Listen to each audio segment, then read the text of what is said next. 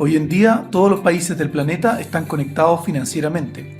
Las operaciones económicas y financieras que se producen entre un país y el resto del mundo se registran en la balanza de pagos. En la balanza de pagos se registran contablemente todas las operaciones comerciales, de servicios y movimientos de capitales que se realizan por los residentes de un país con respecto al resto del mundo durante un periodo de tiempo. El registro de estos datos lo realiza el Banco Central y suele cuantificarse en dólares. Pondremos en la balanza de pagos dos conceptos. Primero, el dinero que gana un país gracias a las exportaciones, ingresos por préstamos o ingresos por inversiones que se registran como datos positivos. Estas estarían en un platillo de la balanza. Segundo, el dinero que un país gasta en el extranjero por las importaciones de bienes y servicios o por la inversión en el exterior. Se registran estos como datos negativos y lo pondremos al otro lado de la balanza, en el otro platillo. Veremos entonces a qué lado se inclina. Esto nos indicará cuál de las cifras es superior. Existen dos tipos de balanzas que registran las transacciones internacionales. Estas son la cuenta corriente y la cuenta de capital y financiera. La cuenta corriente registra el flujo de todos los bienes, servicios, ingresos y pagos desde y hacia el país. Nos muestra entonces de qué manera la economía del país interactúa con el resto del mundo. La balanza por cuenta financiera registra los préstamos que pide el país al extranjero, además de las inversiones y depósitos que provengan de otros países. Si la cuenta corriente es positiva, es decir, muestra un superávit, la cuenta de capital tiene que ser negativa, es decir, mostrar un déficit. Ahora, si la cuenta corriente es positiva, puede deberse a que hay exportaciones netas positivas, es decir, las exportaciones son mayores que las importaciones, o también una renta neta positiva. El superávit en cuenta corriente permite prestar recursos al resto del mundo. Pensemos un ejemplo. Si un chileno compra una casa en Estados Unidos, la operación se anota en la cuenta de capital como un débito. Aun cuando el activo esté físicamente en Estados Unidos, en realidad es de propiedad chilena. Por esta razón, debe registrarse como un débito, pues implica una salida de capitales. No es necesario que estas balanzas estén equilibradas, pero sí es necesario que las inclinaciones de las balanzas se compensen entre sí. Veamos esto con otro ejemplo concreto. Cuando un país compra más de lo que vende, es decir, gasta más de lo que dispone, debe financiar esa diferencia. Es decir, cuando la balanza por cuenta corriente es negativa, será necesario una balanza financiera positiva, o bien recurrir a las reservas internacionales.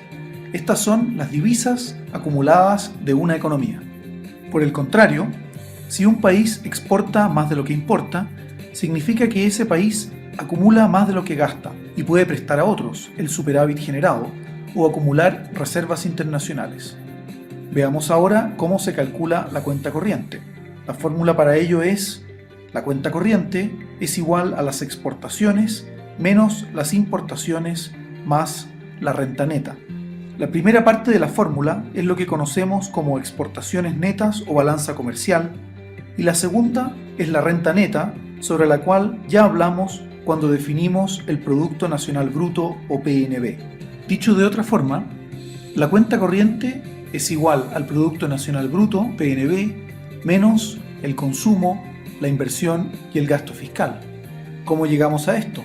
Recordemos que el PNB es igual al PIB más la renta neta, y a su vez sabemos que el PIB es igual al consumo más la inversión más el gasto fiscal más las exportaciones menos las importaciones.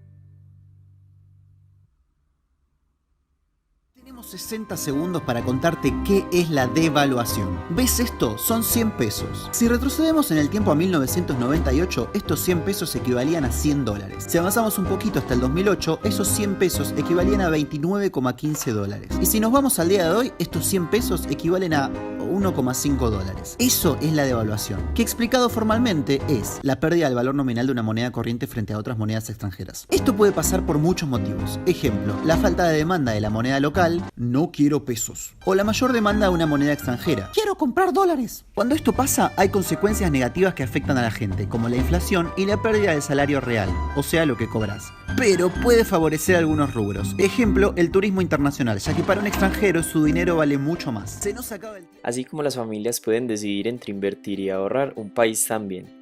Si vemos la economía globalmente, de todo lo que produce, una parte se destina a consumo privado y público, y otra parte al ahorro en el sistema financiero. Este ahorro quedará en manos de quienes necesitan invertir. Por eso se dice que la capacidad de invertir depende de la capacidad de ahorrar. En otras palabras, ahorro e inversión son equivalentes. Demostremos esta afirmación con una identidad muy importante. Vimos en el capítulo 1 que el PIB es el gasto total en la producción de bienes y servicios en una economía. Supongamos que el PIB está denominado con la letra Y. Entonces la ecuación quedaría de esta forma. Y es igual al consumo más la inversión más el gasto del gobierno más las exportaciones netas. Para simplificar y demostrar la identidad, se supone que estamos en una economía cerrada. Es decir, una que no exporta ni importa bienes y servicios, por lo que las exportaciones netas son cero. Por eso lo podemos escribir de esta forma: Y es igual al consumo más la inversión más el gasto del gobierno. O sea que en una economía cerrada toda la producción se consume, se invierte o es comprada por el gobierno.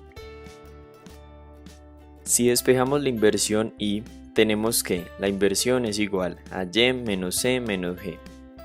Esta parte es el ingreso total en la economía, después de pagar el consumo y las compras del gobierno. Es decir, el restante es el ahorro de la economía, que lo denominamos con la letra A.